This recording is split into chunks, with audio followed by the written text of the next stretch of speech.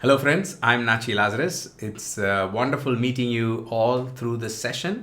I would like to thank the management of AIMAN College of Arts and Science for giving me this opportunity to be speaking to you today. I especially want to thank Dr. Shahul Hamid, the director, and Dr. Suhasini Ernest, the principal of the college, for giving me this opportunity. It's an absolute honor for me to be here and to talk to you about this exciting topic.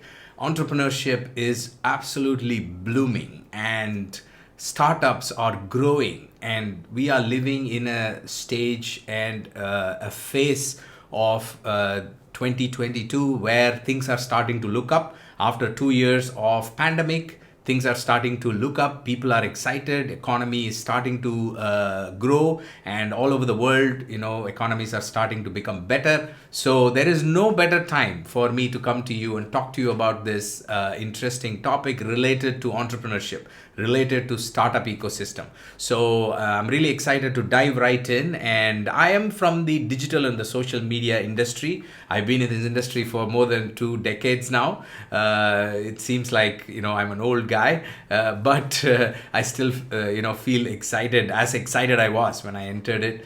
And for the last 15 years, I've been focused on the digital space. 20 years in marketing, 15 years in the digital space. I remember when I started way back in 2005-6, when I entered this space, my mom used to ask me, Nachi, what are you doing? I don't know what work you do. I told her, look, I'm trying to get into the digital space. And she thought I was in the printing business. Like those days, if you tell digital, that means digital printing. You put banners. That's what everybody thought. So my mother thought I was in some kind of banner printing business after studying engineering and MBA and post-graduation in international business and all of those big, degrees and gold medal and university rank and all that. And finally, my mom thought I was doing digital printing business, So that's how new it was. The reason I'm saying this is people didn't understand those days what digital and social media was. That is when I entered this industry. But today, everybody knows it. Everybody understands it. You all know it. We all, deal with it on a daily basis. But what I'm excited about today is coming from that industry. I am excited to present to you the perspective of being in this startup ecosystem. So entrepreneurship with digital and social media, that's the combination I want to share with you. So even though the concepts and the frameworks that I'm going to talk to you about are all related to entrepreneurship and startup ecosystem, and it can be applied to any industry, I'm going to bring in the digital and the social media element to it so that I can add a little more value, because that's my specialization. So I can't wait to get started. Let's dive right in. So the topic that we're going to look at today is problem solution fit and product market fit. I know it sounds a lot theoretical, but as I go on, you'll understand why this is important and how what a crucial topic this is if you are ever considering anything to do with entrepreneurship, which you should. By the time I finish, you will be so excited that you will want to do something in the entrepreneurship space, because this is a time where lots of exciting things are happening in the market. So let's dive right in. I don't know if you heard of this statement that says every street is paved with gold. This is a statement I heard many years ago. If you look for opportunities, basically this means if you look for opportunities are everywhere. Opportunities are everywhere. See, entrepreneurship is all about looking at opportunities and taking those opportunities, not only from a commercial and monetary perspective, but also from a success perspective. To have a successful life means to take opportunities and make use of those opportunities, help more people, be more valuable. I mean, look at the organizations that look at some of the top businesses that like, whether it is Vodafone or Airtel or Hyundai or, Ford, or all these large organizations, large or small, big organizations. Apple, many of you use Apple phones, Samsung phones, look at all these organizations. They all started somewhere. And if you go and look at YouTube videos from Steve Jobs, from Apple, or the Samsung founder, I don't know if you've been following, just last month, Samsung had its big, unveiling of Samsung S22. And I really like the keynote because the founder or the person who leads the organization talked about the vision and what they're looking at and all that. So if you look at all those stories, they all started somewhere. And the way they started is they looked at an opportunity, they created something useful, and they helped more people with it. Today, imagine how many people Samsung is helping, how many people Apple is helping. And the more people you help, the more needs you meet, the more successful you will be. And that is the outlook you should have about entrepreneurship. Entrepreneurship is not just about making money. Yes, you will make money. That is a big part of it all. But I mean, even your college, look at your college. Your college is there, and they have this establishment that helps people, that helps you get educated, right? It's part of entrepreneurship. It's part of, even if it is a non-profit, it's part of the entrepreneurship. We serve a lot of non-profits, but that is also entrepreneurship. So whether it's a business or non-profit or education or college or whatever you're looking for, it's all in the entrepreneurial startup space. And when you start something, you're all young people, you're all listening to me, and you probably haven't even started your career, and some of you are thinking of business and startups and ecosystems. So when you take that first step, I would like you to have the right mindset. Every street is paved with gold. There's lots of opportunities to help people, to serve people, but there is also lots of opportunities which will come towards your way if you have the right attitude. So you enter this entrepreneurship space with the right attitude of taking those opportunities, making good use of them, and having good success, right? Success needs to be something that impacts people around you.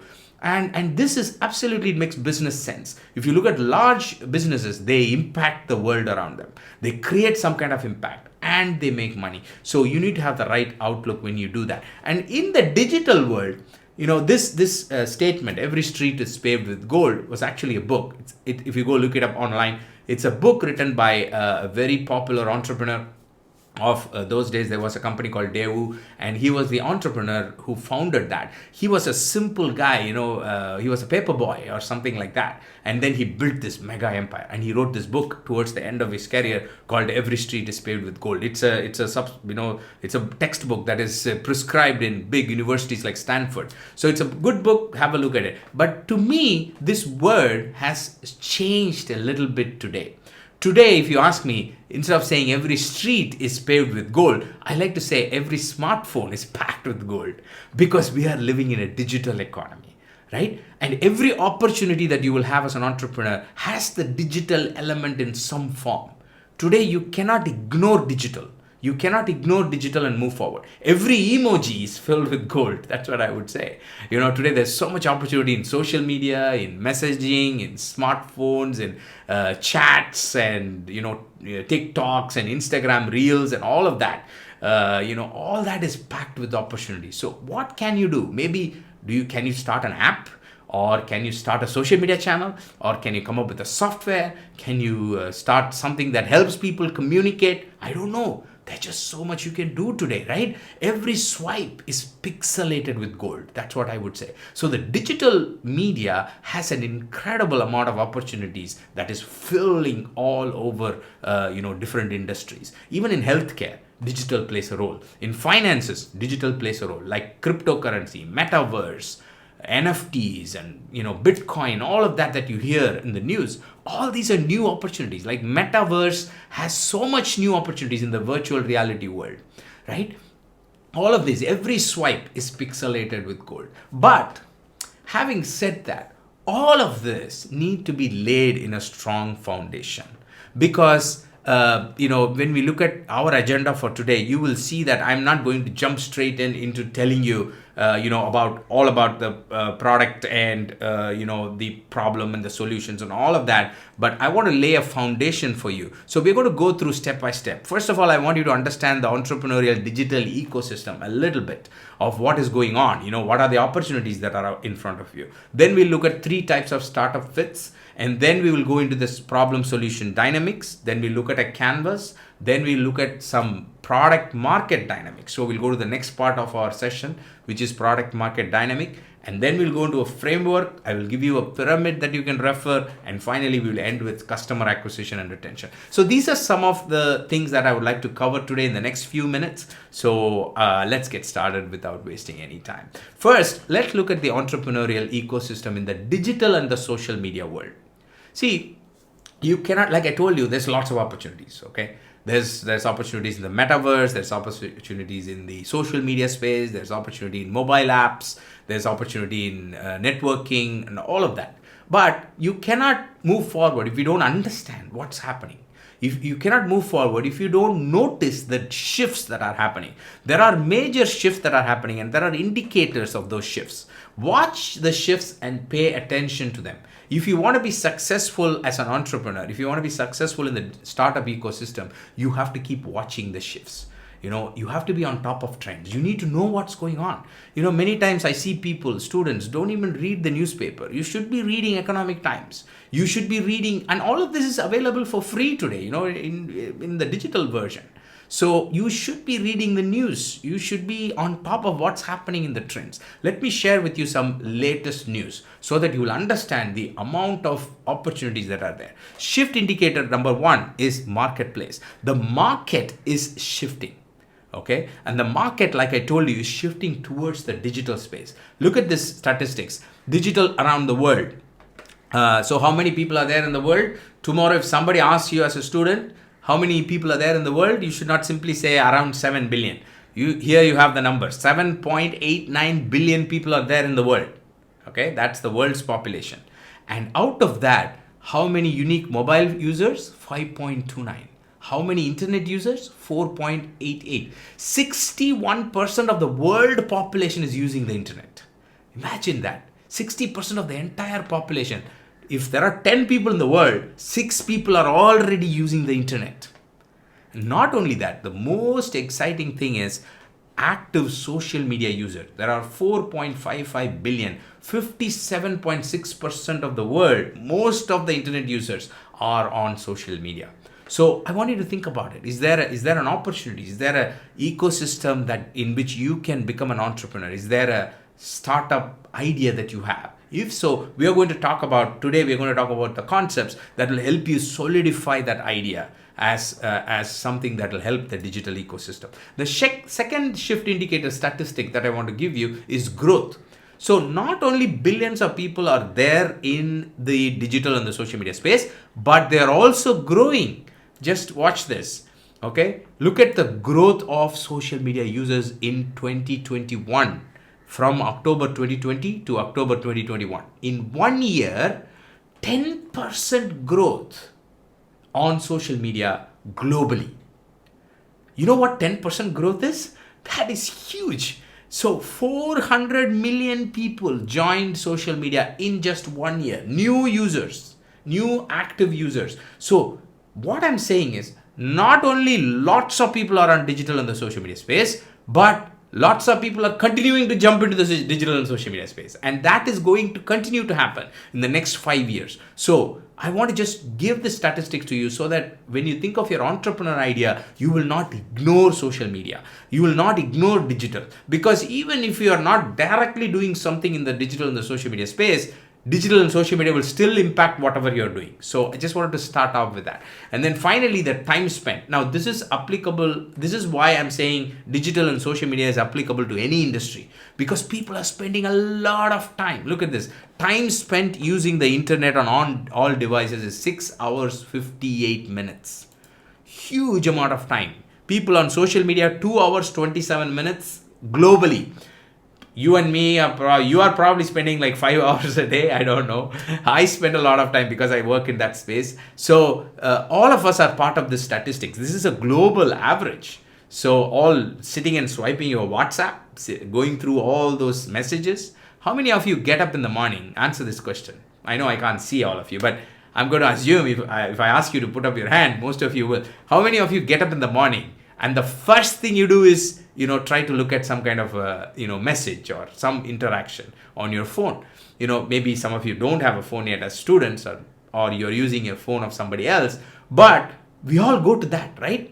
So that the amount of time people are spending on the digital and social media space is absolutely growing, which means this is also an opportunity for you to think about when you think of your ecosystem. So fine, I just wanted to give you those statistics to help you understand, because coming from the digital and social media industry, I wanted to give you the perspective of why that industry is important and why I'm excited about being in this industry. Not just that, honestly, I think if you do anything, you cannot do it without digital and social media. So you need to keep that in mind. Wanted to make that point. Now let's jump into our topic. So we've got a topic where it says problem and solution fit, product and market fit. Now this topic comes out of a bigger framework.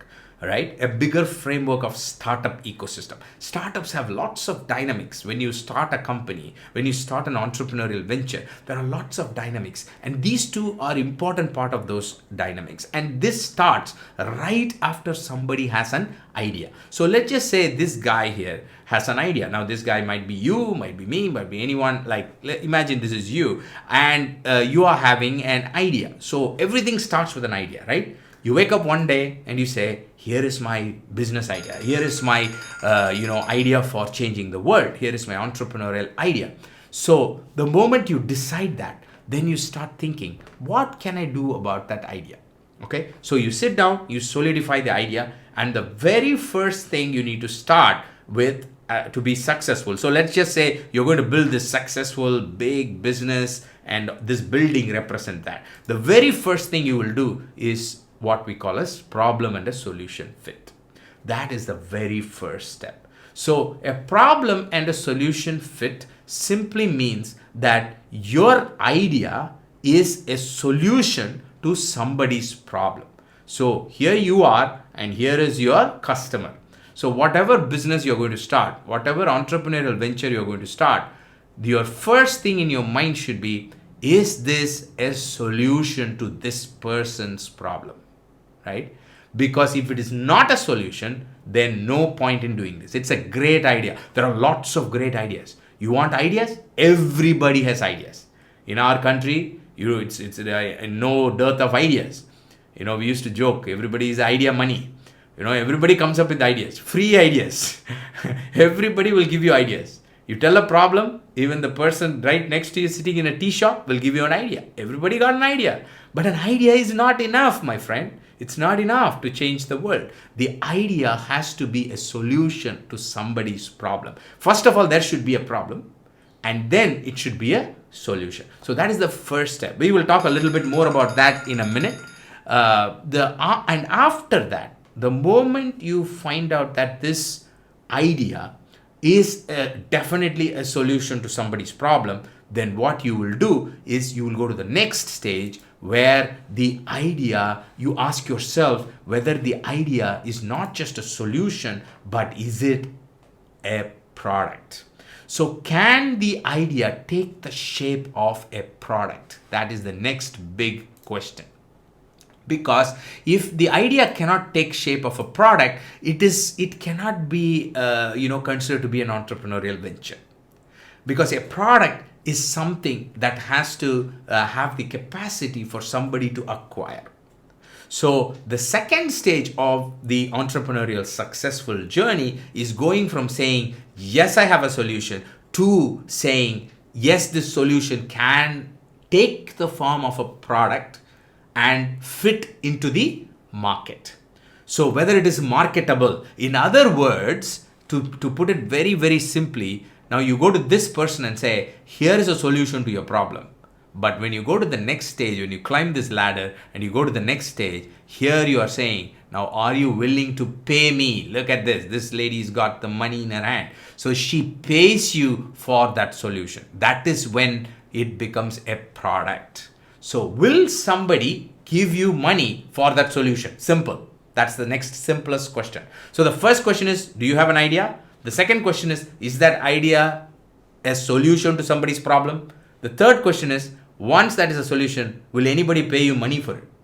That is when it becomes a product. So then you ascertain what is the fit between the product and the market. This is an introduction I'm giving you. We'll build on it, but this is the basic idea. And then you go climb the next ladder and finally, convert this idea into a business where it becomes a business model. So these are the types of fits that are there in the entrepreneurial world: a problem solution fit, a product market fit, and finally a business model fit. A business model fit is basically saying, now this one person has given you money, can more people continue to give you money and you make more money and be more successful and actually build a successful business empire by serving more and more and more people, by meeting the needs of more people. You remember I told you business is not just about making money but meeting the needs of people? Absolutely that. So the more you meet the needs of people, the more money you will make, the more established you will become. I started my career with Tatas.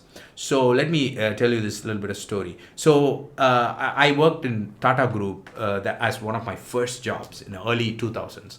And one of the things that just really hit me, because before Tata's I worked in another organization where everything was about sales and push and customers and go, get the customers. Whatever custom you go through, get the customers.